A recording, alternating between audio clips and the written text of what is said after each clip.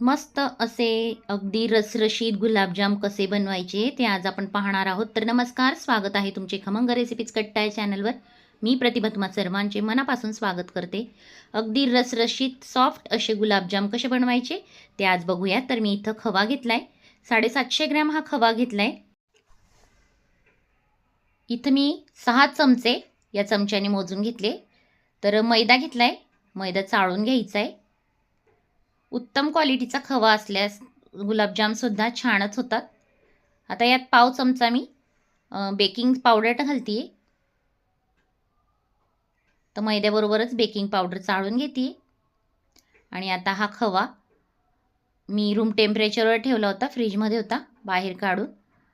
तर आता हा व्यवस्थित आपल्याला मैद्याबरोबर मिक्स करून घ्यायचा आहे. तर हाताने व्यवस्थित त्याला एकजीव करून घ्यायचे. अशा पद्धतीने मिक्स केल्यामुळे आपले गुलाबजाम छान सॉफ्ट होतात, अगदी रसरशीत होतात. तर तुम्ही इथं बघू शकता मी कशी मळून घेते.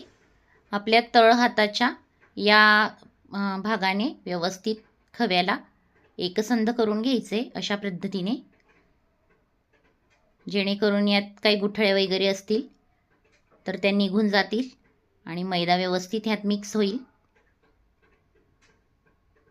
तर ऑइल बघू शकता तुम्ही, ओरिजिनल खवा असल्यामुळं त्यातून ऑइल रिलीज होते.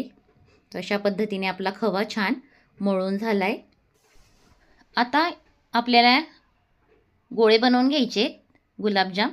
तर तुम्ही हवं असल्यास तुमच्या आवडीनुसार सिलेंडर शेप किंवा गोल शेपमध्ये हे गोळे बनवून घेऊ शकता, लहान मोठी साईजमध्ये तुम्हाला आवडतील त्या आकारात. तर मी लहान लहानच गुलाबजाम बनवून घेते इथं. आता हे तेलात घातल्यावर फुलतात, त्यामुळे मी ह्याची साईज लहानच ठेवली आहे. तुम्ही तुमच्या आवडीनुसार गोल किंवा उभे असे गुलाबजाम करून घेऊ शकता. तर इथं मी गोल गोल गोळ्या बनवून घेते. तर एकसारखे मी गोळे बनवून ठेवले आणि ते आता पटापटा प्लेन करून घेऊया. अशा पद्धतीने मी इथं तेल किंवा तूप काहीही वापरलेलं नाही आहे, तरीसुद्धा तुम्ही माझा हात पाहू शकता किती ऑइली झाला आहे. तर हा अगदी ओरिजिनल खवा आहे. तर अशा पद्धतीने मी हे गुलाबजाम बॉल तयार करून घेतलेत. आता तेल तापत ठेवूया. त्यासाठी मी कढईत फुल फ्लेमवर तेल तापत ठेवलं आहे. इथं आपले गुलाबजाम तयार झालेत. आता हा मेजरिंग कप आहे, त्याने मी 3 कप साखर घेते. सपाट कप भरून 3 कप घेतलेत.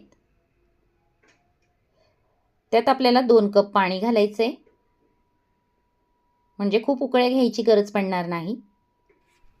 तर इथं गॅसवर आपण साखर विरघळत ठेवली आहे, तेल तापत ठेवलं आहे. तेल मी फुल फ्लेमवरच तापत ठेवलं आहे.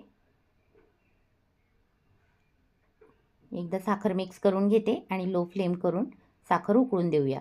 तर आता इथं तेलसुद्धा आपलं तापलं आहे. गुलाबजाम घालून घेऊया. तर सुरुवातीला खूप गुलाबजाम घालायचे नाही, 7 ते 8 गुलाबजाम इथं घातलेत. कारण खूप गुलाबजाम घातले तर तेल हे थंड होतं आणि तेलाचं टेम्परेचर कमी होतं, त्यामुळे गुलाबजाम फुटण्याची शक्यता असते. तर मीडियम फ्लेमवर आपल्याला हे गुलाबजाम तळून घ्यायचे. अशा पद्धतीने एकसारखं हलवत एकसारख्या रंगावर गुलाबजाम तळून घ्यायचे. तुम्ही तर बघू शकता छान गुलाबजाम तळून झालेत. आता हे काढून घेऊया आणि दुसरी बॅचही त्याच प्रकारे तळून घ्यायची. सुरुवातीला तेल छान तापू द्यायचं आहे, नंतर मीडियम फ्लेमवर आपल्याला गुलाबजाम हे तळून घ्यायचे. सुरुवातीला झारा घालायचा नाही. उलटण्याच्या साहाय्याने अलगद हे हलवून घ्यायचे आणि पलटी करून एकसारख्या रंगावर मीडियम फ्लेमवर तळून घ्यायचे. तुम्ही तर बघू शकता मी उलटण्याने हे पलटी करून घेतले. हलक्या हाताने एकसारखं मिक्स करत आपल्याला छान तळून घ्यायचे. तर अशीच मी दुसरी बॅचसुद्धा तळून घेणार आहे. तुम्ही तर बघू शकता आपला गुलाबजामचा रंग बदलायला लागला आहे.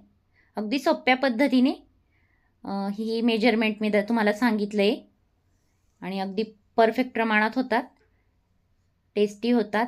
अगदी सॉफ्ट रसरशीत असे गुलाबजाम तयार होतात. तर इथं आपली दुसरी बॅचसुद्धा छान प्रकारे तळली गेली आहे. आता व्यवस्थित एकसारखं हलवून आपण गुलाबजाम निथळून काढून घेऊया. तर अशा पद्धतीने मी काढून घेते.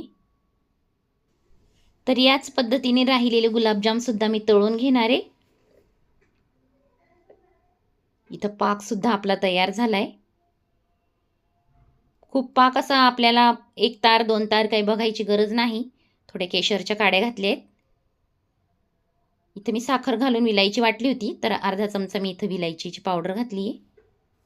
तर लो फ्लेमवर आपण साखर विरघळवून घेतली आहे. नंतर फुल फ्लेमवर याला छान 5 ते 6 उकळ्या येऊ दिल्या आहेत.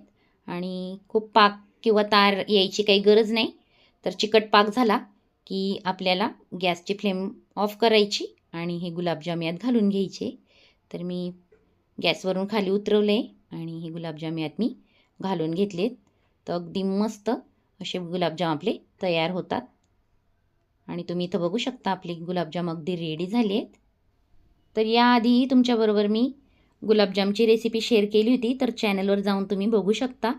व्हिडिओ आवडला असेल तर लाईक करा, शेअर करा. चॅनलवर नवीन असाल तर चॅनलला सबस्क्राईब करायला विसरू नका. पुन्हा भेटूया अशाच नवीन व्हिडिओत नवीन रेसिपीबरोबर. तोपर्यंत बाय.